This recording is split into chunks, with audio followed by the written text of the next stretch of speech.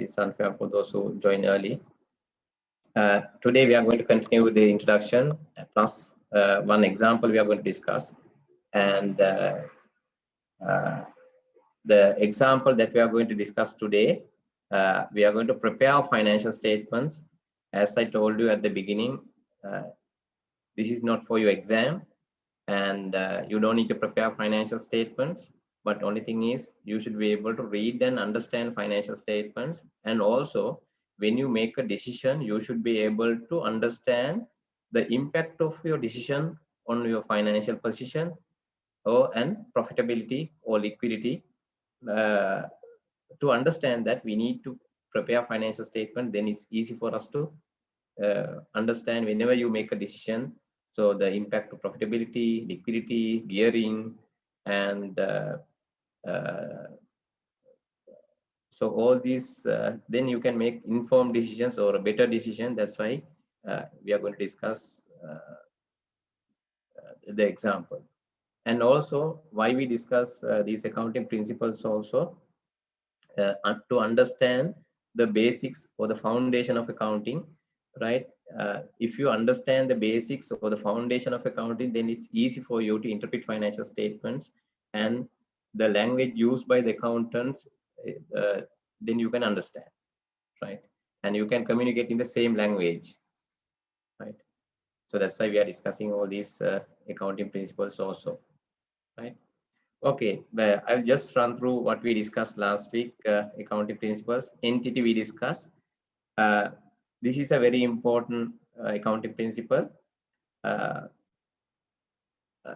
As I explained, limited liability companies such as private companies, public companies, and listed companies. There are three types of limited liability, mainly limited liability companies, right? Private companies, public companies, and quoted companies or listed companies, right? So all these three types of companies are treated as separate legal entities. They have a separate legal personality. So if you want to take legal action against them, you can take legal action against them, right? Therefore, entity and the owners are legally also different. Entity and the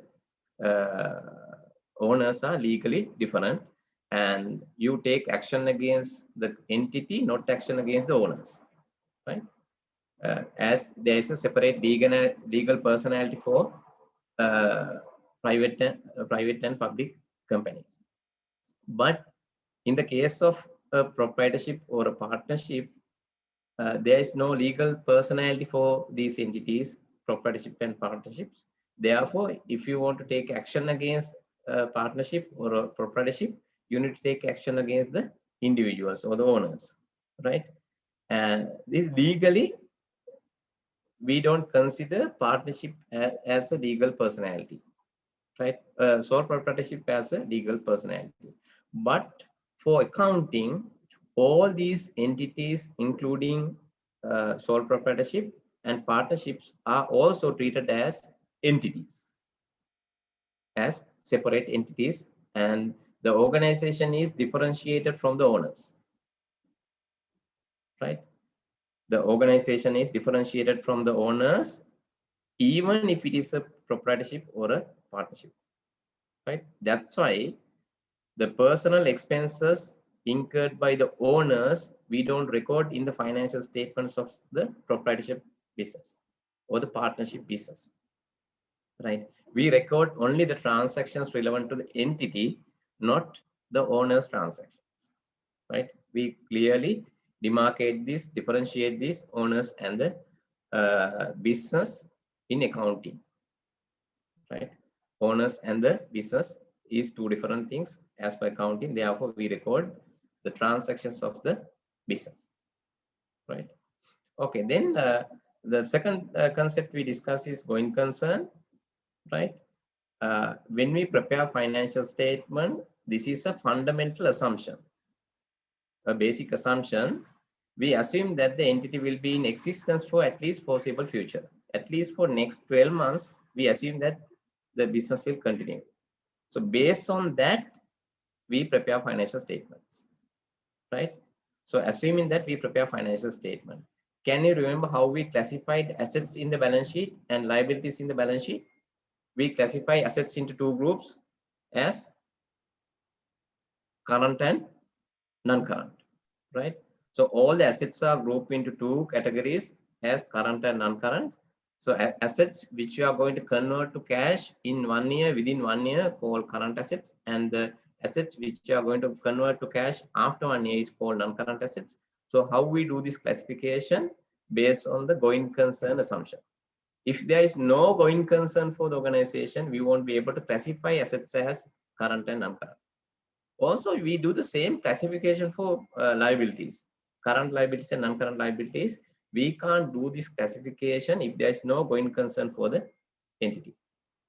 So therefore, this is very important. And also, when we prepare financial statements, the directors need to assess going concern of the organization, right? The directors need to assess the going concern of the organization, and then the auditors need to validate this assumption, right? Auditors need to validate the going concern assumption and whether it's reasonable to prepare financial statement assuming that there is a going concern. If there's a question on going concern, auditor need to highlight it. Let's say the company is incurring losses. So last 2 years, the company have been incurring losses. Therefore, there is a, let's say, there is a retained loss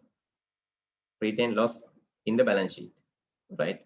So in that kind of a situation, auditor need to see whether there is a possibility to continue as a going concern, or even if the directors are confident that this company will continue to operate as a going concern, and auditor need to disclose this in the balance sheet or the auditor's report, right? So there's a term called emphasis of matter, and this is one of the matter that the auditor can emphasize in their auditor's report. If there's a going concern issue, they say, without qualifying our audit report, we draw your attention to going concern issue, or they refer a note, right? So they refer in their audit report. The heading is normally what they put is emphasis of matter.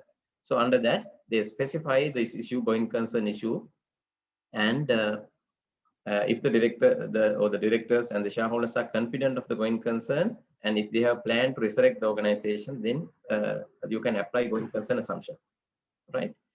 And if there is no going concern, right? If the auditor thinks that there is no going concern, if the management thinks that there is no going concern for the entity, then you can't do this classification of assets as current, non-current, liabilities as current and non-current. So what you need to do is you need to classify all assets as current assets, all liabilities as current liabilities. And also, when you prepare balance sheet, you record the transactions as at historical cost. If you purchase a plant or a machinery or a land, you record them initially at the historical cost. But if there is no going concern for the entity, you need to restate all these balances and you need to record them at the realizable value, right?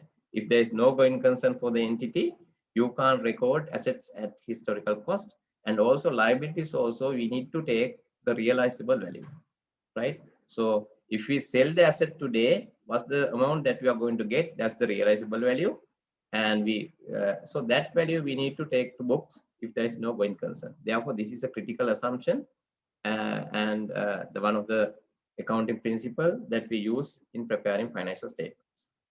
Then we discuss prudence, conservatism. Again, this is also a very important accounting principle that you need to understand, right? So as per this assumption, don't overestimate income and assets. Income and assets are good for the organization. But when you prepare financial statements, so as per this prudence or conservatism, what you do is, they say, don't overestimate income and assets. And also, negative things, don't underestimate expenses and liabilities. So expenses, if there's an increase in expenses, is bad for the organization, and there's a negative impact to profitability. And if there's a liability, if there's a increase, again, bad for the organization. If it is an income, increase is good for the organization, asset increase is good for the organization, but as per this prudence principle, you can't overestimate income and assets, and also it says don't underestimate expenses and liabilities. And based on this principle, we provide for bad debts, right? So the companies are having different policies for providing bad debts. Some companies, if let's say you give credit 30 days credit, and after 60 days you provide for 50%, right? If the customer doesn't pay, or if the customer hasn't paid, so what you do is you provide 50% of the receivable as bad debts, right? To be prudent, right? And but still you can recover or collect this money, but to be prudent, you provide for bad debts. And I discussed last week a legal case also. If a person takes legal action against a company claiming damages, right? So then let's take company A and B. A take legal action against company B, and even if company A is certain that they are going to win the legal case and they are going to receive the damages that they claim, so they can't recognize it as an income in their books of account. But company B, the loser, right? So they need to provide for this amount payable in their books because of the prudence principle. And also we do impairment of non-current assets, right? If it is a loan, you need to impair loans. If there's an investment in associate, investment in a subsidiary, we need to impair, right? We need to do an impairment test as at the balance sheet date, and we need to provide for impairment to be prudent or based on this conservatism principle, right? And also we discuss income and the accrual concept. Income and expenses are recorded as and when earned or incurred irrespective of the cash payments, right? So that's why electricity bill we pay next month or the following month, but we record it as an expense for this month. And the sales, credit sales that you do during the month, you collect money next month, but you treat it as a sales for this month based on accrual, right? All these things you all know, right? Then consistency, another accounting principle, all consistency. And when you prepare a financial statement, if you apply a accounting policy, you need to apply it consistently, right? You need to apply it consistently. You can't change whenever you want to change the accounting policy, right? So you can change policies, but you can't change every year, right? To change the policy, there should be a valid justification or a valid reason. So why we are going to change the policy? So by changing a policy, if you can show a better picture to the readers of the financial statements, stakeholders, then you change the policy, right? Therefore, this is also a basic accounting principle. And if a company changes their accounting policies frequently, it's an indication of manipulation. The companies which are manipulating their financial statements, it's easy to understand. So just go through their policies, accounting policies. If there are frequent changes, this is an indication of manipulations, right? Manipulations. So we are going to discuss these things also in detail, how accounting policies are changed and which kind of companies change accounting policies frequently, right? And so the changes in accounting policies or manipulations are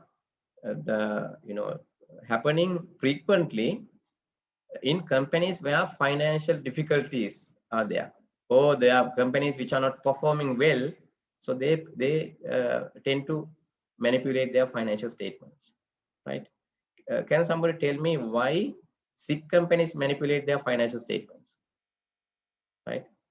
The companies which are not performing or having financial difficulties, they manipulate their financial statement, they change policies. So what's the reason?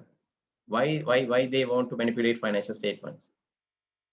Can somebody tell me? This is also a past paper question, right?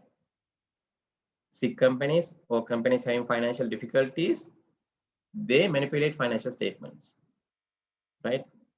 So any reason? Can somebody tell me why sick companies do a lot of manipulations compared to financial? Yeah, so it may be to show a good name to the public. So because sometimes they might have issues in terms of investments, and there Yeah. might be issues in terms of their performance if they have a bad image. Yes. Yeah. It's a good point to show a better picture to the public, right? If I raise a question, why they need to show a better picture to the public? Sir, maybe they want to get some facilities, bank facilities or something like that, So in that case. Exactly. Right. So the companies having financial difficulties, they get pressure from various stakeholders. Right? They get pressure from various stakeholders. If a company is not performing, you get pressure from various stakeholders. So what are which kind of stakeholders pressurize the management? As you said, lenders, right? Bankers, first thing is, right? So they say if the company is not performing, if a company doesn't perform, so the bankers, they come and say, if you don't perform, we can't provide you facilities. We are going to reduce facilities. Or they ask for more securities, right? So the currently you are enjoying facilities without collaterals, but if you are having financial difficulties, if you are facing financial difficulties, the bank, if the assess that there is an issue in this organization, therefore to secure their facility, they ask for the securities. Can you provide for collaterals? We can't continue offering facilities without any securities, right? From the who else you get the pressure when a company is not performing? Other than the banks, lenders, right? Maybe trade unions, like in terms of protection for employees. Yes, from the trade union, yes, the trade union is also concerned, and so they pressurize management. The company is not performing. Their job security is in an issue. So the trade unions also pressurize or management. Any other party? Sorry? Customers. Customers also, yes. Let's say you work for a bank, right? If the bank doesn't perform, the biggest threat or the pressure that you get is from the customers, right? So banks, the main source of fund is deposits, right? Or commercial bank or licensed specialized bank or a finance company, the main source of finance is deposits. If it is a commercial bank, they can raise, they can get deposits, various deposits, savings or fixed deposits or current accounts. So by most of their financing requirements they get from customers by way of deposits, right? If there is a financial difficulty in a bank or a finance company, all these the depositors, they come and start withdrawing money, right? So simultaneously, all the depositors, they come and withdraw money if there is a financial difficulty. If they get to know that there is a financial difficulty in a bank or a finance company, so this is the biggest risk a bank or a finance company facing, right? Can you remember Ceylon Bank? Ceylon Bank was performing well, but due to Selinco crisis or the golden key issue and the finance issue, they also even run on deposit of Ceylon Bank. We never expected the issue at Ceylon Bank, but so it's a kind of a chain effect. The depositors thought that the Selinco issue, due to Selinco issue at FNG, then golden key and the finance, and the investors or the shareholders take money from Ceylon Bank to support these businesses, and they expected a crisis situation at Ceylon Bank. Therefore, the depositors started withdrawing money in 2000, as I can remember, 7, 8 or 9, during that period, Selinco crisis, right? Started withdrawing money, right? So then, as you said, you get pressure from customers, right? You get pressure from customers if it is a bank or even other organization. Let's say your company is a construction company, and the most of your customers are long term. The projects you undertake is long term contract, right? If it's a construction company, let's say 2-year contract, 3-year contract, And if the customers get to know that there is a financial difficulty in this organization, the first concern of the customers is whether they can finance the business, whether there is a going concern. This is a long-term contract, right? So then it's a concern for them. Even others, right? Even other companies, if you supply a significant amount of their requirement, and if you are a major supplier, the customers they look at you as a risk, right? If there's no going concern for the organization, if there's a financial difficulty, and they look at alternative options also, right? If there's an issue, we need to look for other opportunities, and they divert some of your business to others, right? So even as a customer, you pressurize management and demand certain things if there's a issue, right? What are the other stakeholders pressurizing management when the company doesn't perform? Shareholders and owners. Yeah, shareholders and owners, right? So at the AGM, again, a lot of shareholders, they raise why this is not performing, do we need to replace the management? A lot of discussions going on when a company faces this kind of issue, right? And shareholders or the owners is a serious concern, because they invested their money, and if they don't get a reasonable return for them, and also the survival of the organization. If there's issue, they pressurize management, or sometimes they change the management, right? And what are the other parties who pressurize management other than the parties we mentioned? Government for regulatory, sir. Yeah, government. When you say government, if you can specify. Tax authorities. Yeah, tax authorities. Yeah, they want to collect the outstanding dues. Yeah, taxes. Labor departments. Yeah, labor department. Other than that. Stock market will also come down, right? Yes. Then there will be huge pressure even from the stock market, right? So stock market, they monitor your performance, and because public funds are used in the listed companies, therefore even the regulator, the stock market is a regulator, and even SEC or CSC, so both are regulators. They regulate listed companies, and one of their objective is to protect the public funds. The funds raised from the public, they need to make sure that they are secured.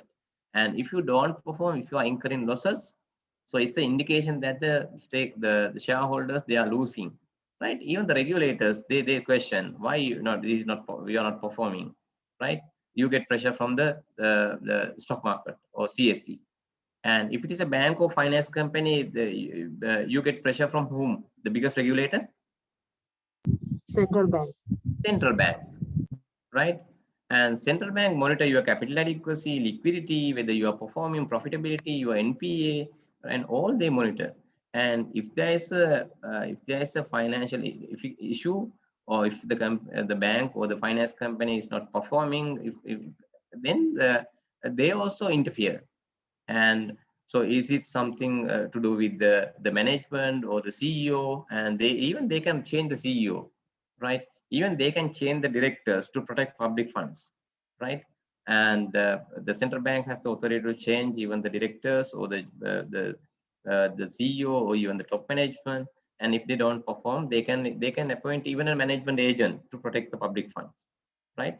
So even the finance case, can you remember the directors at that time? The directors, they didn't allow to leave. They tendered resignation and they want to resign from the director post, but the central bank say, no, you can't leave now, right?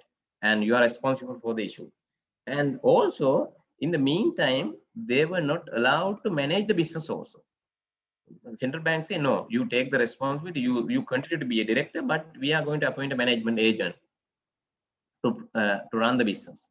So in a way, it's a bit unfair, but to protect the public funds, central bank took that decision as well, right? So therefore, you get huge pressure when a company is not performing, and to minimize that pressure, so you tend to manipulate. That's why a lot of SIC companies, they tend to manipulate their financial statement. How they manipulate? By mainly changing their accounting policies, right? So then they deviate from this consistency principle, right? If you apply this consistency principle, you can't change policies every year, right? for your own benefit, right? You can change a policy only if from your financial statement, if you can show a better picture for the readers, then change it. If you think that this policy is outdated, not suitable for the current operating conditions or the environment, then you change, right? And other than that, if you change to get a benefit, let's say to overstate profit or to overstate assets, to understate liabilities, so it's a deviation from this principle. And so even globally, these kind of issues are there. Even if you take Enron case, right? I think you all know the Enron, the one of the biggest energy company, and in US, and within very short period of time, and they become become the best innovative company as I can remember, the Fortune 500 companies, the best company, innovative company, and share price went up to $90, and within 5-6 months time, it came down to cents from $90, and 20,000 employees lost their employment, and again a manipulation, right? So to minimize the pressure from stakeholders, various stakeholders, they also manipulate their financial statements by using different subsidiary companies that we call it special purpose vehicles. So they set up different 3,000 companies, right? And they sold assets, right? The loss-making assets, they inflated and sold to these subsidiaries and realized the gain. And also when they consolidated, they didn't consider these subsidiaries, right? And it was a serious accounting issue, and one of the biggest audit firm also collapsed with this Enron, and Enron also collapsed, and the auditor also collapsed. And so again, deviation from consistency, right? Okay, then the next principle is materiality, right? When you prepare financial statements, we need to consider all material transactions, right? When you prepare financial statement, you can't miss any material transactions, right? If a transaction is material, you need to include, we need to consider in preparing financial statement. You can't ignore, right? How you decide materiality is different from organization to organization. So the method is the same, but the materiality levels are different from organization to organization. Let's take Bank of Ceylon, right? So their balance sheet size is, what's the balance sheet size of Bank of Ceylon roughly? Asset base of Bank of Ceylon? Huh? I think close to 4 trillion, 4,000 billion, right? 4 trillions, right? 4 trillions. And if we take a bank like Pan Asia Bank, I don't know their balance sheet size, it's relatively a small company, right? For Bank of Ceylon, 1 million is immaterial for them, right? Even if you remove 1 million from their balance sheet, there's no impact to the readers, right? No impact to the overall financial position of the organization. Even if you remove 1 million from their profit income statement, I don't think that there's a significant impact to the readers or the users of the financial statement. But if it's a small company, let's say their annual profit is 2 million, and if you remove 1 million, if you overstate or understate their profit by 1 million, it's a material transaction. Therefore, from the amount, you can't say whether this is material or immaterial. You need to look at the overall size of the organization, plus, right? Plus, read this part. I'm going to highlight this. Yeah. So information is material if its omission or misstatement could influence the economic decisions of the users, right? If you omit something or if you misstate something, if that influence the economic decisions of the users, then that transaction is material, right? That transaction is material, right? This is how you decide the materiality. Therefore, you can't omit or misstate material transactions. All transactions you need to record, right? All material transactions you need to record, you need to consider when you prepare financial statements, right? This is again an accounting principle, right? How you decide materiality. If that information is material, if its omission or misstatement could influence the economic decisions of the users. This is how you define materiality. The next accounting principle is very, very important, and this is called substance or legal form, right? Substance or legal form, right? So when you prepare financial statements, we don't look at the legal form, right? We don't look at the legal form. What you look at is the substance, right? Therefore, we can record assets which are not legally owned by the company, right? Listen to me carefully. So based on this principle, we can record some assets which are not legally owned by us. Is it clear? Right? Legally, we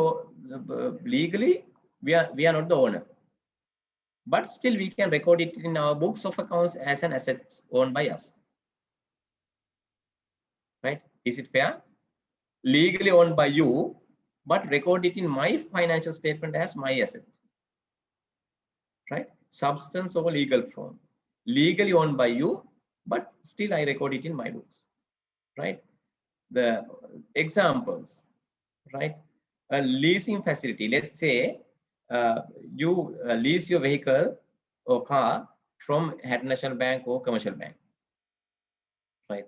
Who is the legal owner of the vehicle? Let's say you lease a vehicle from commercial bank or HNB. Who is the legal owner? The bank. Legal owner is the Bank. Bank. bank. Legal owner is the bank, right? And let's say if you lease your vehicle from commercial bank or HNB, right? Legally, that asset is owned by the bank, right? So commercial bank, when they prepare financial statement, do they record it as their asset? No. Commercial bank, when they prepare financial statement, do they record the lease vehicle as their assets? No. No. Why? Legally, they are the owner. Legally owned by the bank. Why you? But though you are not the legal owner, you can record it as your asset. You can record it as your asset, right? Why is that? The main reason is if there is an appreciation of the value of the vehicle, who get the benefit? Bank or the lessee? Lessee, right? So if there's appreciation of the value of the vehicle, the benefit goes to the lessee, not to the bank. And let's say due to some reason there is a depreciation or reduction in value of the vehicle. Who is going to bear the loss? Who is going to bear that also? That loss also borne by who? Lessee. Lessee. And also who uses the vehicle? Who has the right to use the vehicle? Lessee. Lessee. Yeah. So the lessee has the right to use the vehicle, and you go and knock the vehicle, and again there's a damage. Who is going to bear the loss? Again, lessee. Right? When you look at the nature, substance of this transaction, legally vehicle or the car is owned by the bank, but when it comes to the risk and rewards, right? When you say risk, appreciation in the vehicle or depreciation in vehicle, if there's damage to the vehicle, is borne by the lessee. Therefore, risk and rewards incidental to ownership of the asset is with the lessee, not with the bank, right? Legally owned by the bank, but still the risk and rewards incidental to ownership is of the asset is with the lessee. Therefore, when you look at the substance nature of the transaction, though it's legally owned by the bank, you can record it in your books as an asset, right? Legally owned by the bank, but you record it in your books, right? Another example, let's say a repo transaction, right? So can somebody help me? Can you explain what is a repo transaction, bankers or reverse repo? Repo transactions? So you take the customer's money and invest in a government bond or something. Yes, right. So let me use the Excel sheet.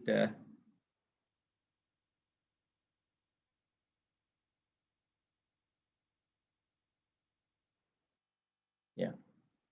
Can you see the Excel sheet? Can you see the Excel sheet? Yes. Okay. Let's say Mr. A, and so there's a commercial bank, let's say HNB, right?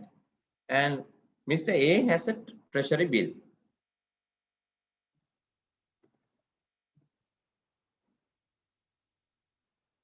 Right? So 1 year treasury bill, and so the current owner is Mr. A, right? So what he want to do is he sell this treasury bill to HNB, let's say for 80 million.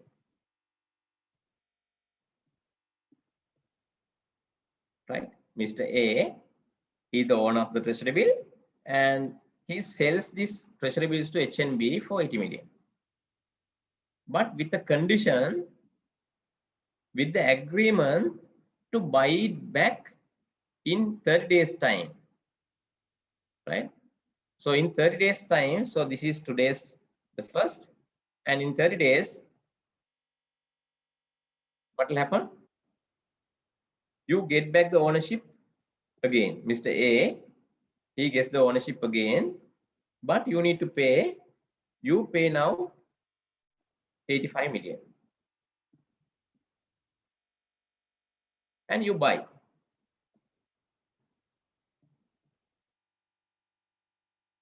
Right? So HNB receive 85 million. Right? Legally, so on the first day, Mr. A transfer legal ownership of treasury bill to HNB. So it's a thereafter HNB is the legal owner of this transaction. Right? So on this day, right, legally this is a sale. Is it clear? Legally you sell this. It's a sale. Right? If it is a sale, Mr. A need to remove it from their books, this treasury bill. And also HNB need to pay this 80 million and record it as their investment in treasury bills. Right? So in 30 days time, HNB, Mr. A buy it back from HNB for 85 million. Right? So legally again transfer HNB ownership to Mr. A. Right? Again, so this is a purchase transaction for Mr. A. So if it is legally, the first transaction is a sales transaction for Mr. A, and second one is a purchase transaction. Purchase transaction, right? But as per this accounting principle, we don't treat this as a sale or a purchase. Sale or a purchase. How to record this? As per substance or legal form accounting principle, this is not a sale the first transaction is not a sales transaction, and second transaction is also not a buying transaction, purchase transaction. How to record them? This. How to record this? First, when you look at the nature, what is this? When you look at the nature of this transaction, what is this?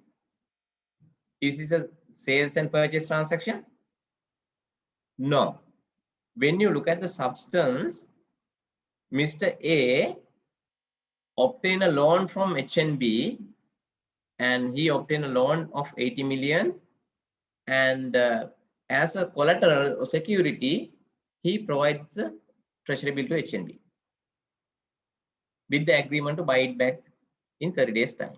So the meaning is, in 30 days time, you return money plus the interest to HNB, and you get, again, you release the security, right?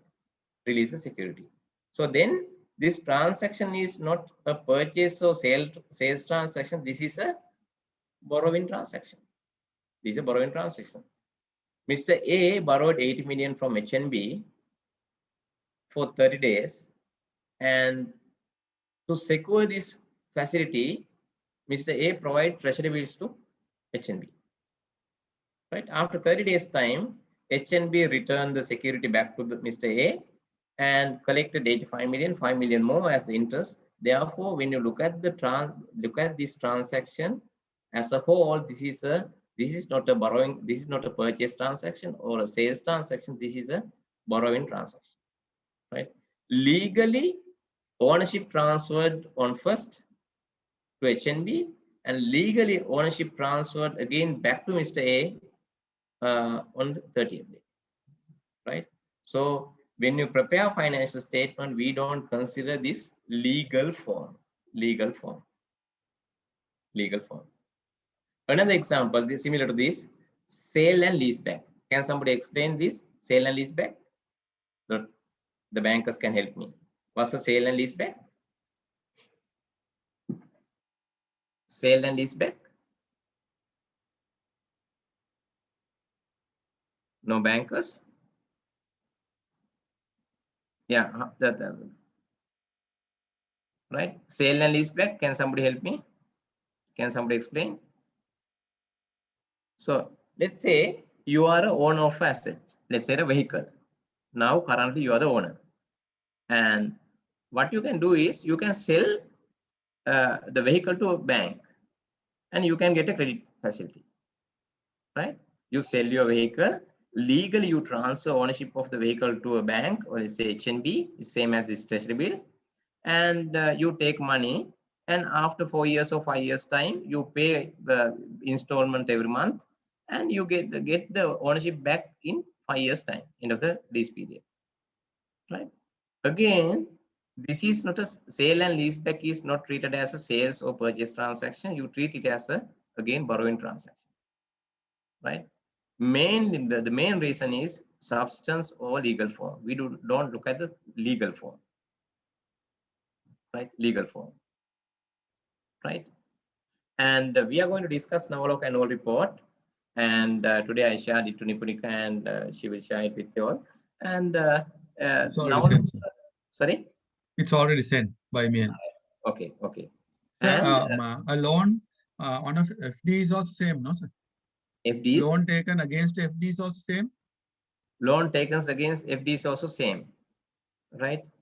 The bank, if you have a fixed deposit with a bank and you take a loan against that, and you don't treat it as a withdrawal of the fixed deposits, but you treat it as a loan, and you continue to record fixed deposit as it is. So the bank, technically what they do is you deposit 100 million, and again when you want a loan against the fixed deposit, you give 80 million, right? You segregate these transactions, right? It's a bit different, but all these cases, the fixed deposit, no legal ownership change. Legally, the fixed deposit owned by the customer. But in all these cases that I have mentioned, the sale and lease back, repo transactions, and lease transactions, right? Legally, ownership transferred to the bank. Legally, ownership transferred to the bank, right? But still, you can record it as your asset, right? It's called substance or legal form, right? So as I explained you, Navalok Hospital, right? They constructed the hospital on a what is this lease hall property, right? These are UDA property and UDA property. And how they got the right to use this land, they paid something, and they got the rights from UDA, and they can use this land for 99 years. Right? Most of the UDA properties, if you want, you can get it for 99 years, but legally owned by UDA. Right? Is it clear? Now local land, the land they are in the, they used to construct this Navaloka hospital, and that land belongs to UDA, legally belongs to UDA. But in Navaloka books of accounts, you can see this land as their own land. Right? So when they prepare their financial statement, this lease land, UDA land, they can record that as their own property. Right? Is it clear? Legally, they are not the owner. Legally, they are not the owner. But still, so they can record the right to use this land. Right? So they are not the legal owner, but they have the right to use this land. Therefore, when you look at the substance, there is an asset. You can use it for 99 years. Right? And the amount you paid, you can record it as an asset in your balance sheet. Not only that, and if you want to revalue the right to use the land, you can revalue also. Let's say originally you paid 10 million 20 years ago. Now the value of the land is higher than that, right? So you can revalue the amount you show in the balance sheet also. This right to use the land, so that leasehold rights, you can revalue. Not only that, if you want to provide it as a collateral to a bank, I'm sure you can do that as well, right? If you get a UDA property for 99 year lease, that right you can mortgage to a bank also, right? So therefore, so these are some of the examples for substance over legal form, right? When you record transactions, we ignore the legal form, legal nature we ignore. What we look at the substance, right? Let me go back to the presentation. Sir, this is something known as a right of use, right? Right of use. Is that what you mean by? Yes. If it is a UDA property, legally you are not the owner, right? Legally you are not the owner, but you can use the property. No, sir. In our company case, sir, there was, just want to share my experience. In a couple of years ago, we leased the warehouse, okay, which is actually 5 years, okay. Say, okay. But sir, we normally give a PDCs, but normally PDCs mean cash credit and then debit the whatever the rent account. But recently they bring this one 2-3 years ago. This one as a right of use. Okay. I just understand what do you mean by right of use now. Yeah. So the meaning is the right to use is you can use that land, right? Though it's a UDA property, you occupy there. You do your business there. UDA, they don't come and do any activity, right? You have the right to use the land. That right you can value. You can record it as an asset. Okay, sir. Right? Yeah. So is it clear? Substance over legal form? Yeah. So we look at the substance, not the legal form, right? Therefore, we can record assets which are not legally owned by you, right? Sometimes you are legally owned, but you can't record it as an asset in your books.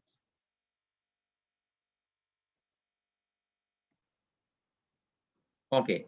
So that's all technical terms. Any other thing that you want, any other questions, any other technical terms that you want me to explain? When you discuss the annual report also, Inventory swap. Sorry? Inventory swap that was listed under substance of legal. Inventory swap. Yeah. There's another term. Yeah. Okay. Right. So these inventory swaps, these not happening in Sri Lanka, but other countries, inventory swaps are happening, right? So again, what you do is your stocks, right? Your stocks, you sell to a bank, right? You sell to a bank. and again with the agreement to buy it back. With the agreement to buy it back. Legally, you transfer the ownership of inventories to a bank or a finance company, and you get the money. And after 30 days, 90 days time, and the bank transfer legal ownership back to you, and you receive money, right? So inventory shops also, they are also treated as one example for substance or legal form. It's not a So legal. is it a form of factoring, isn't it? The factoring also same. It's similar to factoring, yes, right? In factoring, what's happening is, let's say receivable, you sell to a bank, right? You sell to a bank. Receivable, you in Sri Lanka, this is not happening. I don't know whether it's happening, right? The form is different. Legal form is also different, but in Australia and all, I've seen the factoring is happening. You transfer ownership of receivable to them, and they collect. And in Sri Lanka, what you do is you provide these invoices as a security, and you take a facility, right? If you transfer ownership of receivables, is again similar to this inventory shops, right? It's similar to so here in Sri Lanka, when we say factoring, you submit a list of invoices to a bank, and let's say if the invoice value is 100, you get 98 rupees. The 2 rupees is their commission or the interest, right? So when you receive money, you need to give that money to the bank, and you get the money in advance, right? That's in the factoring in Sri Lanka, right? Yeah. So if it is a legal transfer of the ownership, it's similar to inventory shops, and we can treat it as an example for substance or legal form, right? Any other technical terms you want me to discuss? Yeah, we might come across another technical terms when you go through annual reports. And remember, these basics are very important, right? You will realize when you go through annual reports, right, why we discuss all these basics, right? And why going concern, why materiality, why substance or legal form, right? If you work as a director of a company, or if you work as a corporate management member, so then you can add value if you know all these things, right? And even if there's a minor thing, you can ignore, right, based on materiality. And when you negotiate even with the auditors, if the auditor tries to qualify your financial statement saying that this transaction is missing, and if it is negligible, you can say you don't need to qualify, this is immaterial, right? For immaterial things, if if there's a material thing only, they can qualify the audit report, but you can discuss, right? You can argue with them, right? Okay, now we are going to discuss one example.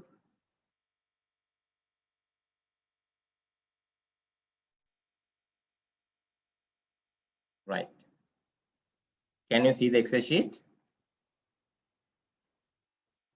Can you see the Excel sheet? Yes, sir. Yes. Okay. Yeah.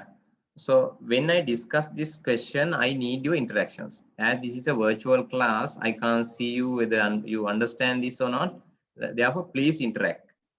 Right? I expect you to interact. And this is a very basic thing. We are going to prepare financial statements.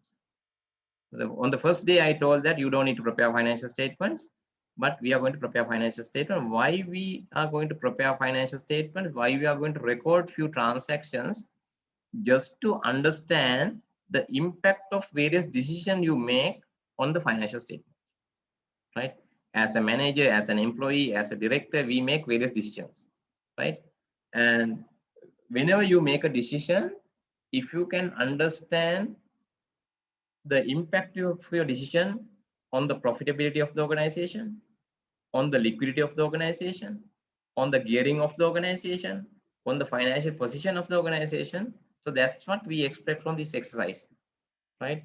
You don't need to prepare financial statements, but you should be able to interpret financial statements. If you know how financial statements are prepared, it's very easy to interpret financial statements. And this is not rocket science, very easy, right? the preparation of financial statements, very easy, right? Very simple. And the last Thursday class also I told that compared to other professionals, accounting profession is not that serious, though accountants are serious, right? And professionals like engineers, if they make a mistake, let's say civil engineer or a structural engineer, if they make some mistake, the building will collapse, right? So if, let's say, in a building construction project, if an engineer, structural engineer makes a mistake, 100-story building will collapse. There's a huge impact. And again, if it's a doctor, medical doctor, if he makes a mistake, the patient will die, right? Serious, right? But if an accountant makes a mistake, it's not that serious. So what he can do is he can pass a reverse entry, right? Therefore, this is not serious. Even if you make a mistake, you can reverse it, right? Okay. We are going to record some transactions. We are going to prepare a balance sheet. I wanted to, check whether there are accountants. If there are accountants, you need to understand why we do this exercise, right? And this is very basics, and this is, let's say, O-level accounting. But again, this is very useful. Without knowing fundamentals, without knowing basics, you can't interpret financial statement. You can't discuss advanced things. So that's the objective. Therefore, end of the session, you give your feedback. But when we discuss this example, try to understand, right? Try to understand and interact as much as possible, right? So I am not going to record transaction. I am going to, get your feedback and record in the to prepare financial statements. Okay, right? And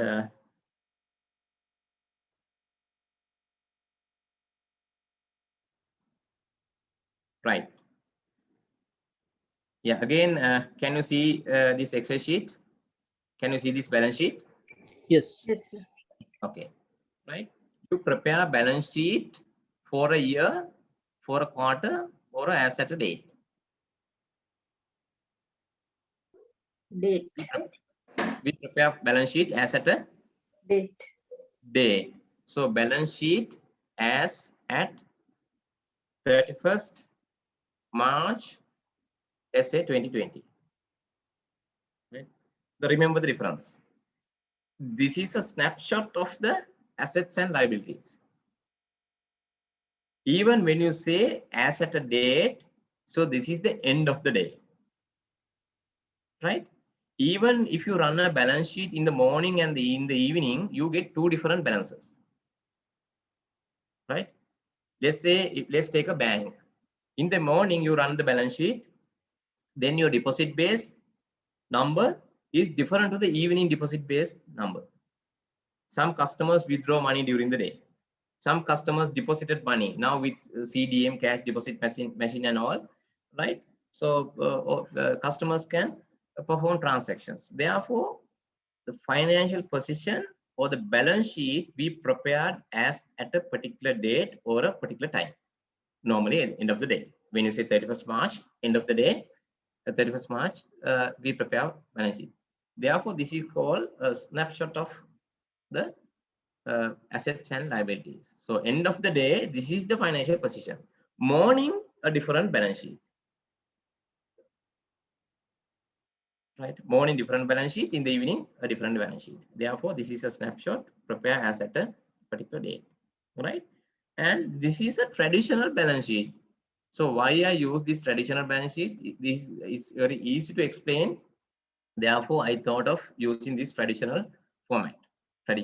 But when you see balance sheet in annual reports, you don't get these T accounts, right? Two sides, and but the same thing, right? And so this right hand side, this side, right? We record assets, right? So in this side, we record assets, right? So in this side, we record assets.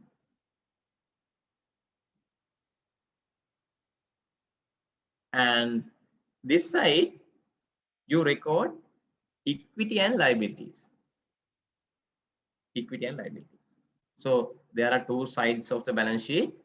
Right hand side assets, left hand side equity and liabilities. Equity and liabilities. Right? Is it clear? So when you prepare balance sheet, you record all assets here in this side.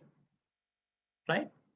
And we classify assets mainly as non-current assets and current assets. Non-current assets and current assets. So the total here is the total of non-current assets and current assets, total assets of the company, total resources owned by the company, right? You can see from this balance sheet, right?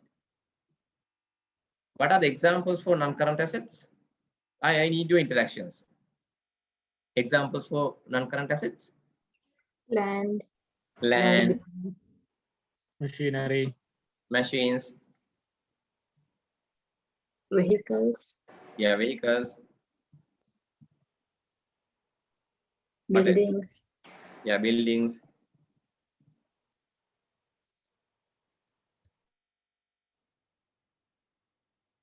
Yeah. What are the other assets? Non-current assets. Land, machinery, vehicles, building. We can use one name for all these assets. What is this? fixed We group, assets, we call all these assets as, yeah, those days we call fixed asset. Now we call it land, building, vehicles, machineries. Now we call as, property and plant, yeah, property, plant and equipment, right? We call it property, comma, plant,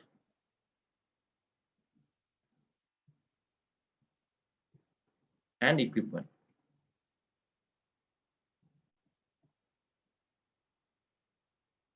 Property, plant and equipment. So all we can put it under PPE, property, plant and equipment. What are other different types of assets? Non-current assets.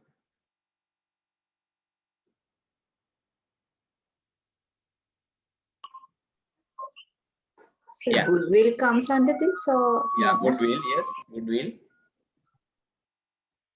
Goodwill. What else? Patents, patent rights, patent rights, Yeah, patents. Patents. Investment under subsidiaries, sir.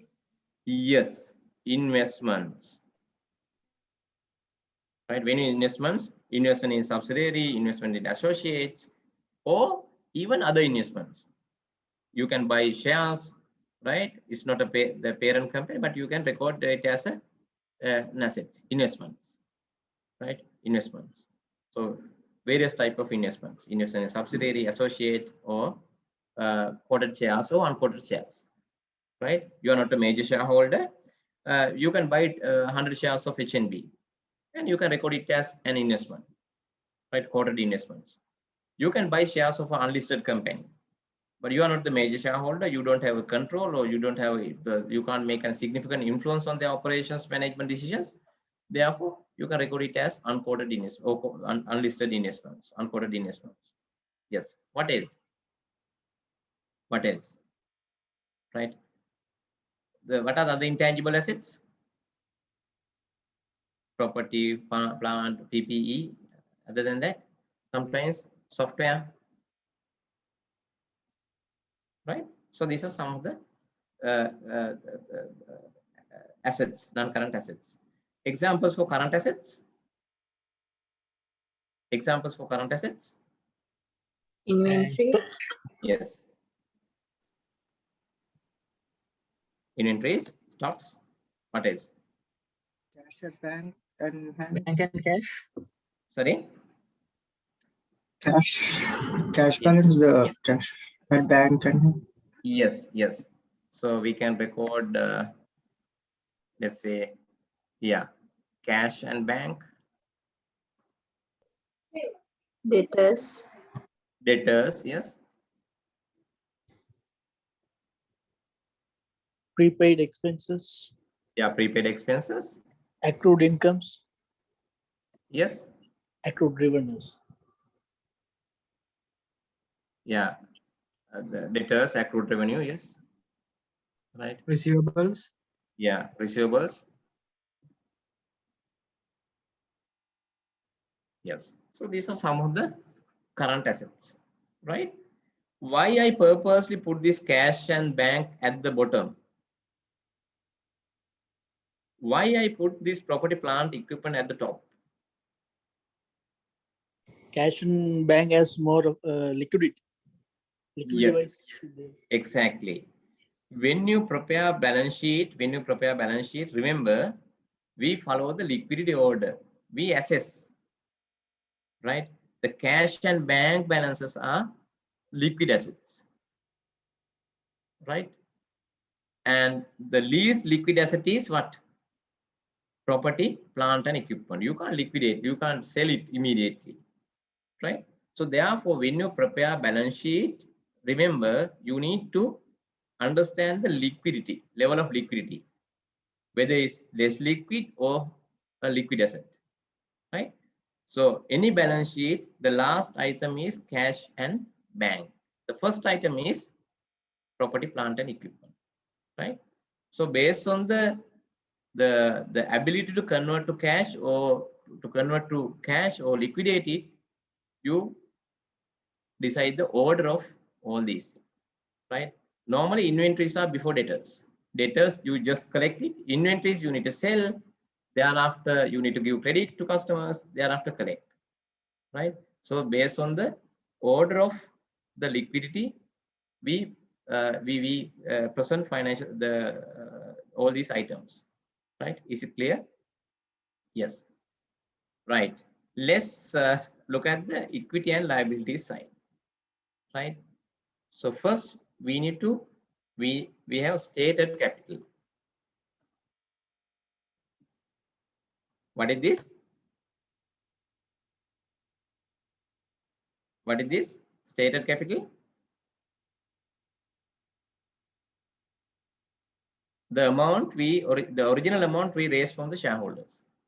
The originally shareholders invest some money as capital, so that's the stated capital, right? The money received from the shareholders, right? Stated capital. Then you have retained profits or reserves. Profits. Or sometimes you have revaluation reserve also.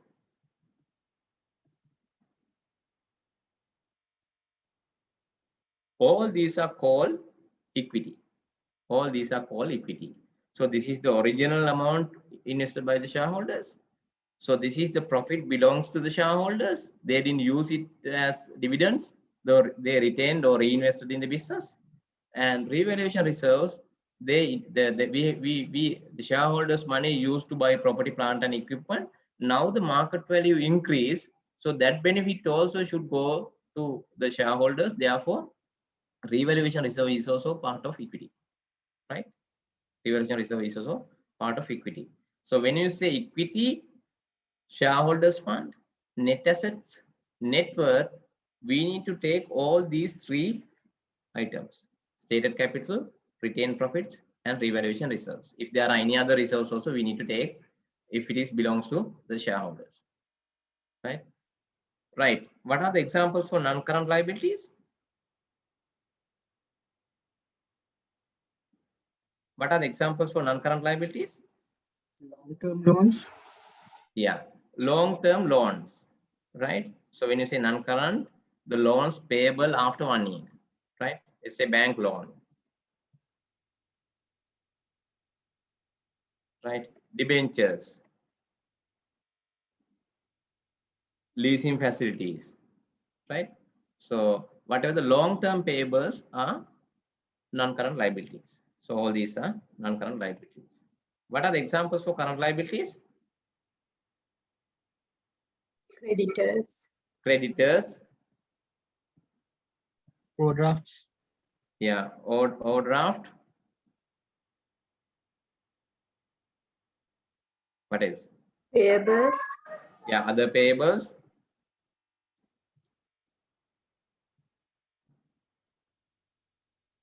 One more, right? There are more, but one important thing, accrued expenses.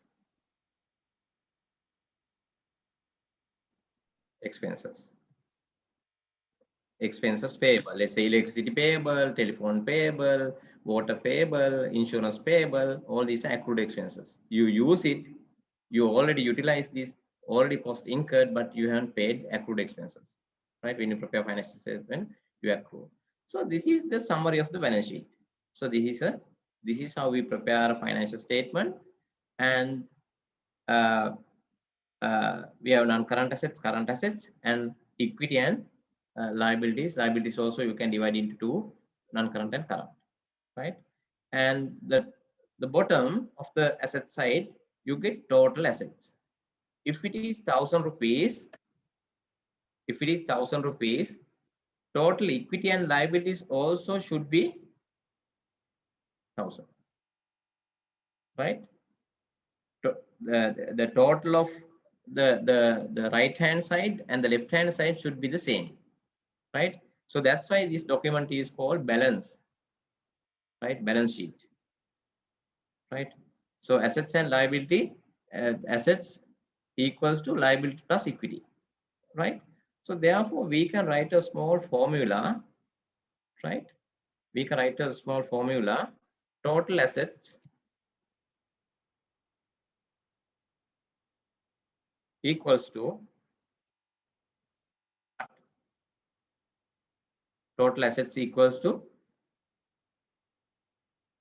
yeah, by looking at the balance sheet, Total liabilities plus total liability plus equity. equity. Yes, right? So equity plus, sorry, liability. yes.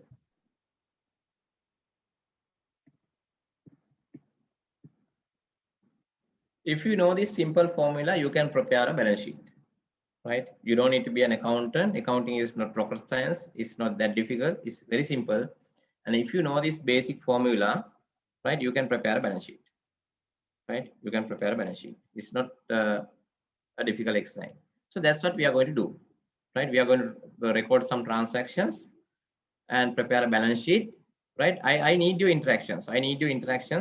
End of the session, and those who are having little bit of finance knowledge or the qualified in accounting, please bear with me. And also end of this exercise, and try to give you feedback, right? Why you do this exercise and all. After discussing annual report, you will realize why we do this exercise. Therefore, try to understand and give your interactions, and please interact.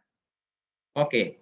Now I am going to record few transactions, right? I'm going to record few transactions, right? Record the first transaction that I am going to record. This is a startup business. So this is a startup business. This is the first transaction that we are going to record, right? Owner or the shareholders provide 1,000 rupees as the capital of the organization, right? Shareholders provide 1,000 rupees as the capital of the organization, right? Where to record this? What you get, right? In the balance sheet, what you get? Equity, Bank. What you receive? cash, Cash. You receive cash. Cash is an asset or a liability? Asset. asset, Asset. Current or non-current? Current. Current assets. You get cash. How much? 1,000 rupees. 1,000 rupees you receive. Simple, right? You know, you record cash at the bottom as a current asset. You receive 1,000 rupees. And also, this is the capital provided by the shareholder. Therefore, this is what? Stated capital. Yeah, stated capital. So this is the stated capital. The amount received from the shareholders, 1,000, right? Can you see the balance sheet total now? Right. So this is 1,000, and this side also, 1,000. yeah, 1,000 rupees. 1,000 rupees, right? Now, so we are going to record the second transaction. Second transaction, this one. Right? You purchase a plant or a machine. Right? You purchase a plant. Right? You pay 500 rupees and purchase plant, and what will happen to your cash balance? If you purchase 500 rupee worth of a machine, right? You purchase 500 million worth of a machine, what will happen to your cash balance? It will come down. Come down by 500 rupees. 500 rupees. Therefore, the cash balance is now 500, 1000 minus 500. So you paid 500 rupees to a supplier, machine supplier. What you get? A What you machine. get? Huh? Machine. Machine. You get a machine. What's the value? 500. 500. See the balance sheet total, the asset side and liability side. So from this transaction, no impact to equity side or liability side, only impact to the asset side, right? The cash balance reduced by 500, and for that you receive a machine, right? So this is how you record transactions. I'm going to expand this further. We already recorded these two transactions, right? We already recorded these two transactions. Now I am going to do another transaction, third transaction. This is purchase of stocks, inventories. Let's assume that this is a trading organization doing buying and selling business, and they purchase stocks, right? They paid 200 rupees and purchased stocks. And what's the impact to your balance sheet, right? So I'm going to explain the same balance, expand the same balance sheet, right? So the current cash balance is 500, and now we purchase 200 worth of stocks, inventories, right? And what's the impact to cash balance? It's going to reduce by 200 come down. rupees. Yeah, yes. So therefore, cash balance is not 500, and now we use 200 rupees. Therefore, cash balance is 300. 300. Yeah, what you get? Within Stocks, inventory. inventories. Yes, you get inventories.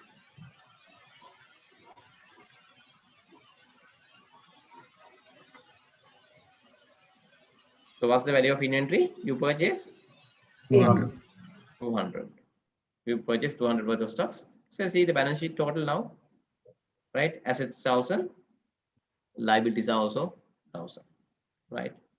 Now we are going to record the fourth transaction, right? So what is this? Credit. Sometimes we pay and purchase, cash purchases are there. Sometimes you credit purchase. The supplier, you negotiate with the supplier and you get 30 days credits, right? You get the goods immediately, but you settle the dues in 30 days time, right? So this is another transaction, credit purchase, right? So how to record it in the balance sheet? Impact to cash? No, inventories will go up. Yeah. Impact to cash? No. No. No impact to cash. Yeah. Why you say no impact to cash? On credit. Yeah, this is credit. Purchase 200. Yeah, this is credit purchase. We don't pay. Therefore, the cash balance remain unchanged, the same, no change. What you receive? Inventory. Inventory. Currently, you are having 200, and we are going to purchase how much? What's the 200. value? Another 200. Yeah, another 200. Right. So therefore, stock value is 400. 200. Yeah. Now balance sheet is different, right? So you can't record the name this as balance sheet. So if you get this kind of a balance sheet, you need to say difference sheet or something like that, right? So therefore you need to balance this, right? So where to record the other part? You purchase this credit purchase. Current liability. This is a liability going on. Yeah. Yeah. So under current liabilities, you need to create a creditor or accounts payable, right? How much we need to pay to creditors? 200 rupees. 200. So see, now the balance sheet is total equity and liabilities 1200, and total assets also 1200, right? 1200. So I'm going to share this Excel sheet is there, right? I am doing this again. All these things are there, right? Therefore, you don't need to worry about writing down all these things, right? So pay your attention, and I will share this document. And before the class, I didn't want to share, right? Okay, right? We recorded 4 transactions. We recorded 4 transactions, right? And then we need to record 5th transaction, right? We are going to record the 5th transaction, this one. What is this? Cash sales. Huh? Cash sales. Cash sales. Cash sales. Cash sales. So companies, sometimes you have credit sales, sometimes you have cash sales. This is a cash sale, and the amount of sales value is 250. But when you sell 200 rupee worth of goods for 250, right? You sell 200 rupee worth of goods for 250. You keep a margin of 50, right? So we are going to record the 5th transaction, right? Cash sales 250. I'm going to record in the same balance sheet. So this one. What you get? Is cash. Cash. If it is cash sales, you get 250 rupee worth of Cash. cash. You get another 250 addition, right? And impact to inventories. Down. Yes. Impact to Minus inventories. Reduce. Reduced by how much? 200. 250. 200. 200. No, we sold 200 rupee worth of goods for 250. 200 rupee worth of stocks we sold for 250. Therefore, reduction in inventories is not 250, 200. 200. Yeah, 200. So it's a reduction, 200. Right? Stock balance is 1250. Right? Now see the balance sheet total is not the same. Asset side 1250 and this side 1200. Right? This is a sales transaction. This is a sales transaction. Therefore, we need to prepare an income statement also. If this is a sales transaction, we need to prepare the income statement also, right? So we need to prepare the income statement also. Let's prepare an income statement now, right? So this is your income statement.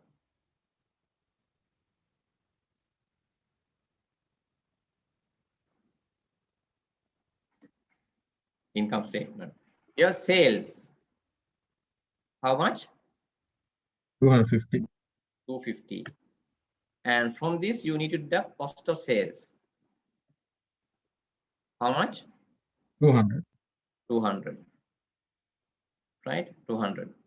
And the difference between sales and cost of sales are called the difference Gross. between Original. the difference profit. Huh? Net profit. Net profit. Yeah, the difference between sales and Gross cost profit. of sales. Gross Gross profit. profit. How much? 50. 50. Yeah. So this is 250 minus this 250, right? And from this, you need to deduct if there are any admin expenses. And if there are any selling expenses also, you need to deduct.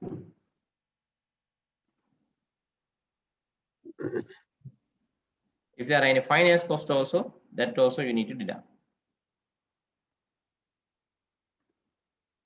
Cost also you need to deduct, right? And this company, let's assume at the moment, no selling cost, no finance cost, no admin cost, all these are 0. So after deducting all these things, you get what? What you get is called profit Okay. before Net tax. profit. Before tax, right? Before tax, right? So no expenses, therefore their profit is 50 minus this minus this same. And let's assume no tax expense, income tax, right? So this is income tax.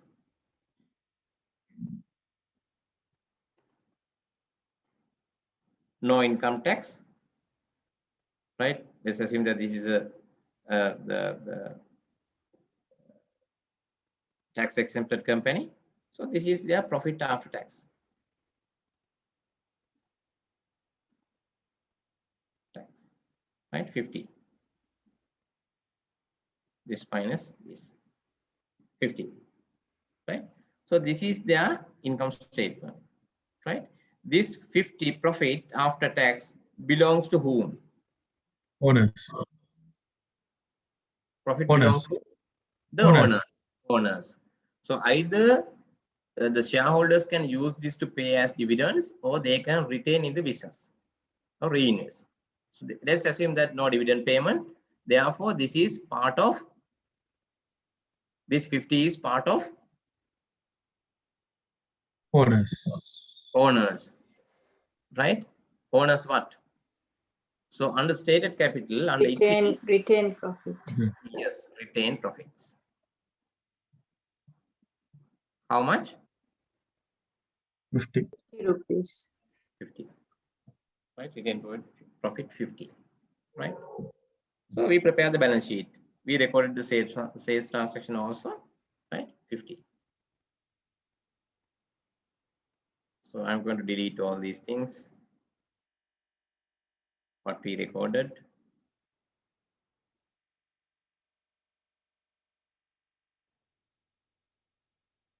Yeah. So after this,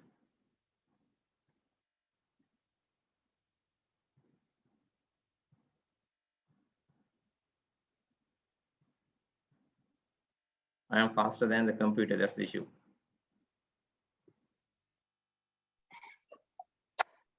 Okay. Then the next transaction is credit sales. Right? We are going to record this transaction. Credit sales 125. The sales value is 125 and the cost of sales 100. Right? So we are going to sell 100 rupee worth of goods for 125, but this is not cash. This is not cash sales. So this is credit sales. Right? Impact to your cash balance. We are going to record this in the balance sheet. Right? Impact to your cash balance. No. No impact. No impact. No impact to cash balance. Why? This is credit sales. Impact to your inventories. There Yes. is impact Yes. coming down. Yeah. So what's the value of stock that we sold? 100. 100. So therefore we need to deduct 100 from this. Right? And you sold 125 worth of goods. Have you received money for this? No. No. Therefore this is a Receivable. The credit bills. receivable. So we call it what? Debtors or Creditors. no, debtors. Ah, or sorry, debtors. Yes. debtors, or we call it accounts receivable, AR. Right? Debtors or accounts receivable. How much? 125. 125. 25. Yeah, 125. Right? So 100. If you see the transaction, credit sales cost is 100 and 125. And we recorded the impact to the balance sheet, and now we need to see the impact to the income statement. Right? And sales, impact to sales. It's going to increase by 125. Yeah, so we need to increase this by 125. And cost of sales. Increase by 100. At Yeah. So this plus another 100. Yes. Yes. Therefore, profit increased to 75 rupees. 75. Therefore, balance sheet retained profit is not 50. Now it's 25 rupees. 75. So this is 75. See the balance sheet total. Yes. Yes. right? This side 1275 and this side also 1275, right? So after recording transaction, you need to make sure that the asset side total tally with the equity and liability side total, right? That's why we call this balance sheet. And if you make a mistake, you can't balance this, right? You can't balance this, right? Okay. The next transaction, payment to creditors 100 rupees. Payment to credit, we settle, right? We purchased from creditors and there's a due to them, payable to them, and now we are going to settle 100 rupees to them, right? Impact to cash, Reduced by 100. yeah. If we settle creditors, the impact to cash reduced by 100 rupees. 100 rupees, right? And impact to creditors or accounts payable, Was reduced by 100 rupees. yeah, reduced by 100, yes. Right. Reduced by 100. See the balance sheet total, right? Total assets 1775 and total equity and liabilities also 1175, right? Okay. Now we recorded this transaction also, right? Let's expand, right? I am going to delete this, right? Going to delete this.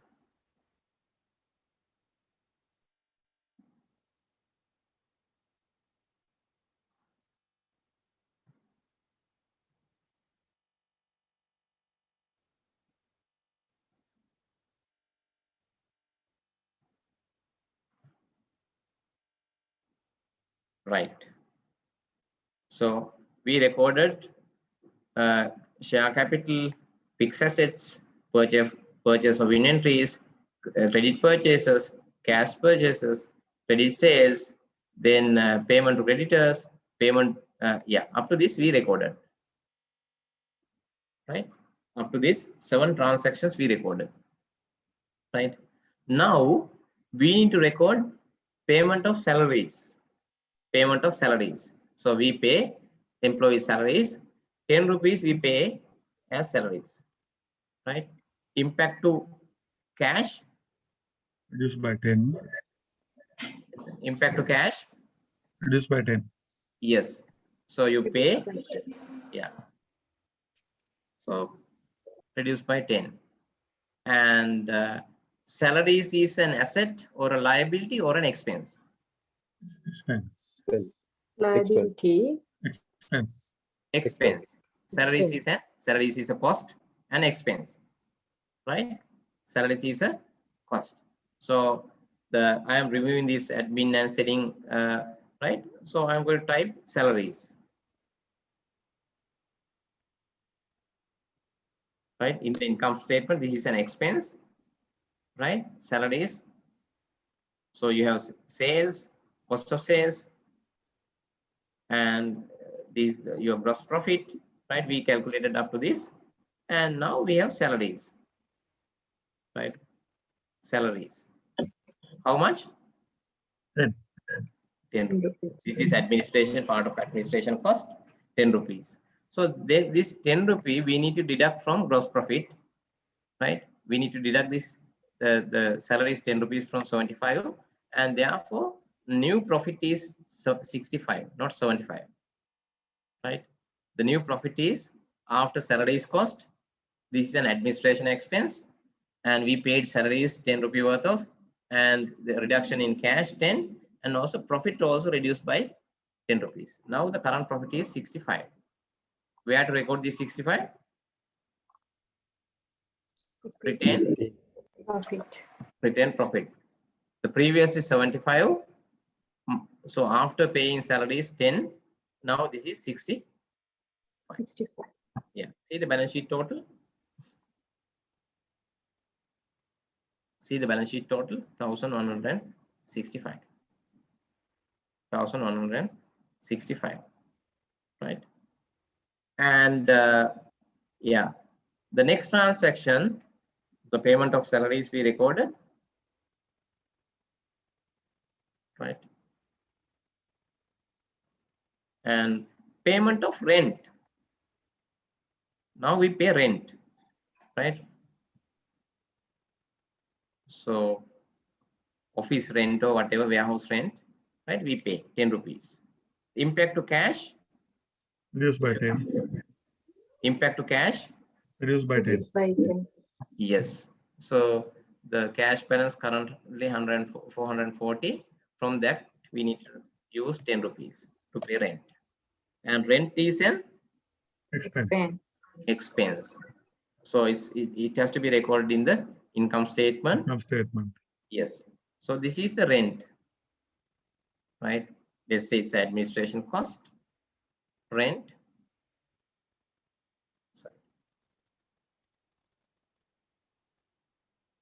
And 10 rupees, right?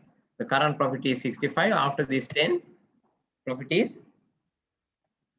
reduced to 55 55. rupees. It's an additional expense.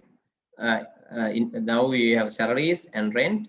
Therefore, the profit of the organization is now 55. Therefore, the retained profit now we need to change. Not 65 now is 50. 55. Right. See the balance sheet total. Total assets 1155 and total equity and liabilities also 1155. Right. Any questions from the transactions we recorded up to now? Any questions or clarification we need from the transaction we recorded? Right. So what are the transactions we recorded? Owner's capital. Right. Let's say any company, if shareholders give money as capital or issue shares, so then this is how you record cash. You include it in cash and you're going to record it as stated capital, right? Any organization, any amount, the stated capital, how you record is this. Then purchase of fixed assets, right? Any asset you purchase, whether it's property, plant, equipment, or vehicle, or computer, or software, how you record is very simple. There's an impact to cash. Cash balance should come down by that amount, reduced by that amount, and also you get a cash. We get a asset, machine, or computer, right? So this is how you record. Then purchase of inventories, cash. These cash purchase. How you record, right? There's a cash outflow that we need to reduce from cash, and what you receive is inventories, right? And fourth transaction, credit purchase, right? No impact to cash. What you get is inventory stocks. Therefore, we need to include it in inventories. We need to add to inventories this 200. And also, we didn't pay for this. Without paying, we purchase these goods on credit. Therefore, there is a payable that we need to create. This 200, we need to create it as a payable, right? Any credit purchase transaction, no other way to record. This is the only way that you can record. Any cash purchase, no other way. This is the way that you record. Cash sales, right? So when you sell and receive money, cash sales, so it's you receive money. You need to add it to cash, right? You need to increase cash balance by that amount. And inventory stocks, there's a reduction, but not the sales amount, the cost of the goods sold, right? So in this case, 200 rupee worth of goods you sold for 250, the stock should come down by 200, right? And this is a sales transaction. Therefore, we need to prepare an income statement. So this 250 is their sales and cost of sales is 200. So there's a profit. So that you need to consider as retained profits.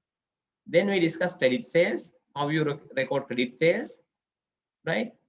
And so this is a say, this is we sell 100 rupee worth of goods to 425. Therefore, stock balance should come down by 100. And this 125, you didn't get cash, you haven't received cash. Therefore, it has to be recorded as a receivable debtor, right? 125 debtor. And also this 125, we need to add to sales. And this 100 cost of sales also we need to include in the income statement. It's very simple, right? Then payment to creditors. It's simple, reduce cash 100 and creditors also we need to reduce by 100. And salaries payment. Again, reduction in cash And also this is an expense in the income statement. You need to treat this 10 rupees salaries cost as an expense. Rent payment, same as salaries. Same as, so there's a cash outflow, we need to deduct from cash balance, and also it has to be included in as an expense in the income statement, right? Any expense, salaries, rent, electricity, water, telephone, you name any expense, no other way to record. This is how you record it in the financial statements, right? This is how you record it in the financial statements.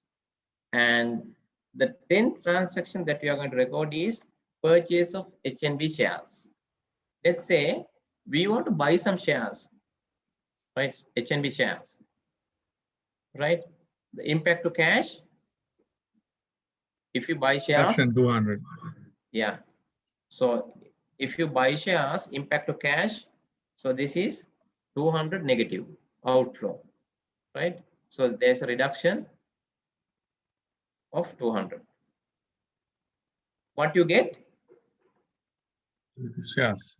Shares. Investment. Yeah, shares is an investment. We buy these shares as an investment. Therefore, you have, let's say, quoted investments or listed shares or HNB shares. Let's say investment in HNB. How much? Plus 200. Right. See the balance sheet total. Asset side 1,155, and this side also 1,155. Right, no difference. So we recorded any investment. You buy a treasury bill, you buy a treasury bond, you buy shares, right? You invest in a fixed deposits, right? The same treatment, cash out, and you receive an investment. Investment in shares, investment in fixed deposits, investment in treasury bills, investment in treasury bonds. No other way to record investments. This is how you record investments, right? Any questions from the transaction that we recorded? We recorded 10 types of transactions. We recorded 10 types of transactions. Any clarification you need? Any questions? Okay, all right. And again, I am repeating why I do this exercise is not to prepare financial statements, but as a manager, when you make a decision, you know the impact to your cash, impact to your balance sheet, impact to your profitability, right? Let's say you want to open a new bank branch, right? Let's say you want to open a new bank branch, right? So then you can guess what are the additional costs that I need to incur, right? Whether it's fixed assets or whether it's current assets or the impact to cash, impact to profitability, all you can understand, right? Let's say if you decide to open a branch, right, you need to recruit employees, you need to increase your employees, so then the salaries cost will go up, right? Then if you find a location and if it is a rented place, you need to pay a rent cost. It's an expense. Then you need to bear some cost like electricity, water, and other insurance and all, right? All these are costs. You need to understand, you need to estimate. If I open a branch, so this is my the expenses. These are my expenses. I have to pay salaries, pay insurance, electricity, water, and all expenses you can list down, right? And what kind of capital expenditure, I need to incur, right? What kind of assets that I need to purchase? So I need computers, I need tables, I need chairs, I need ATMs, I need CDMs, right? And all these things are property, plant, and equipment, right?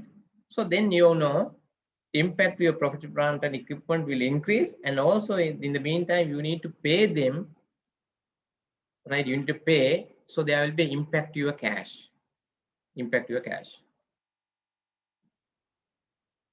right?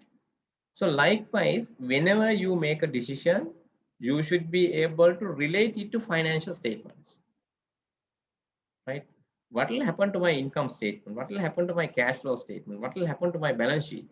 So that's the objective of this exercise. You don't need to prepare financial statement. Even accountants, they don't prepare financial statement. It's an automatic process, not like those days, right? Do you think that accountants record transactions like this? No, they don't record, right? The most of the transactions get captured, right? So when you do a sales transaction, let's say Cargill's Food City, right? They are cashiers, they record sales transactions, right? It get captured. It's an automatic process, right? Sales get recorded in the system. And also inventory is reduced by that amount and transferred to cost of sales. It's an automatic process. And if it is a, let's say ATM withdrawals, do you think that CFO, the accountants, they record all these transactions? No, right? So when you withdraw money from an ATM, it get captured and reduced from your deposits and reduced from the cash, right? And you go and settle some of your loans. You go and deposit money in a cash deposit machine, right? So then the automatic cash increase, and if it is a deposit, the savings account, you the increased savings account balance, right? So therefore, these processes are automated now, and even payment processing, right? So in Sri Lanka, most of the companies still we use manual process, but some of the multinationals now even supplier invoices you don't need to feed to computers, you don't need to key in data, you need to type or data entry is not required. Just a matter of scanning supply invoices, right? You scan supply invoices, and the information in the supply invoice get captured and recorded in the system and match with the PO number mentioned in the invoice. And if the PO quantity and the invoice quantity is the same, and if the PO price and the PO the invoice price is the same, and GRN quantity and the invoice quantity is the same, it's an automatic process matching all these three documents. We call three-way matching: purchase order, GRN, and supply invoice. And it's an automatic processing payment based on the due dates, right? So less manual intervention, right? And so in countries like Australia, the companies like Coles, Woolworth, Big W, what they do is they have vendor portals, right? If you are a supplier, you get the access to their system as a vendor, right? So they have different the different companies use different ERP systems. So as a vendor, you get the username and the password. What you can do is whenever there is a sales transactions to Coles or Woolworth, what you can do is you go to this their system is called Prime Revenue. You go to their system and upload the invoice, right? You don't need hard copies to be delivered to them. And what you need to do is, so whenever there is a transaction, you need to upload your sales invoices in their portal. Thereafter, it's an automatic process, right? So that sales invoice match with the purchase order and their internally generated GRN, and also you can see the due dates also, right? When we can expect the payment, and if there's a dispute also you can see. If part of the goods are damaged, those things also you can see from the system. Therefore, now most of the processes are automated, not manually. But why I discuss this is just to understand the impact of your decision, right? You don't take blind decisions, right? Whenever you make a decision, right? So you can recommend, buy a good software, ERP system, right? Again, you need to understand the impact to your organization. Whether is this the right software for this organization, right? The software used for Bank of Ceylon is not suitable for a small finance company, right? The software, the core banking solution used for a small, the big bank like Bank of Ceylon is not suitable for a small finance company. Why I say the investment is, let's say if it is 500 million, 600 million, Bank of Ceylon can afford, but a small company can't afford, right? And when you see the economies of scale is good for a company like Bank of Ceylon, but for a small company it's not worthwhile, right? So if I invest, what will happen to my cash balance? You know, what will happen to my borrowings if you borrow and invest money in a software or ERP system? So what will happen to my borrowings, right? So my borrowings will increase by this amount. So next month onward, I will have to pay bear interest cost of this fund, right? And in addition to that, additional depreciation charge is this, and annual maintenance cost is this. To run this ERP system, you need to recruit additional employees. The additional cost is this, right? So you make informed decisions. You know how the impact of your decision. You can just suggest, but without knowing all these impacts, right? You can't make an effective decision. So therefore, we need to understand the impact of your decision on all these statements, right? So that's why we are discussing this. We are recording these transactions. I think some more transactions to be recorded. Yeah. Okay, some more transactions to be recorded, but before that, any questions? Any clarification you need? Am I too fast or too slow? Please interact. I need your feedback. So as I told you at the first day, so don't on the first day don't wait till you get the feedback. Then and there, this is you are professionals and matured people. Therefore, you can interact. And if it is if you don't understand, also you can say. And if no questions, let's take a break. And what time we can come back? Sir, one question. Yeah.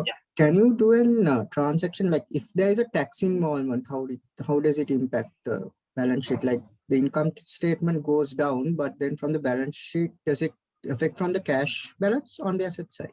Yeah, we are going to record the taxes also, and it's, let's say if it is we need to understand which kind of tax we pay, right? Let's say if it is income tax, right? Income tax is an expense, right? In the income statement, it's an expense, and also cash.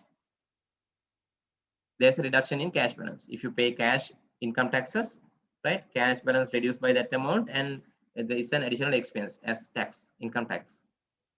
Right? Is it clear? So yeah, so retained profit goes down, Goes down. the cash balance goes down. So okay, got it. Okay. Yes.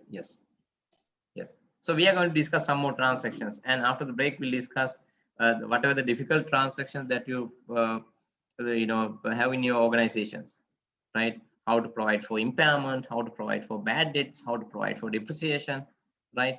So all those kind of transactions also we are going to record, and this is not a difficult exercise, right? This is simple mathematics, right? Simple mathematics. I didn't use double entry system. I didn't discuss debit and credits, but you can prepare financial statement without using these technical jargons, right? The only thing is you need to understand how, if you know the basic balance sheet formula, if you know the logic behind income statement, if you know the logic behind cash flow statement, you can record any transaction, and even you can argue with the accountants, right? So that's the objective. Okay, if there are no questions, let's take a break, and in 10 minutes time, 5:10. Can you come back at 5:10? Okay. Okay.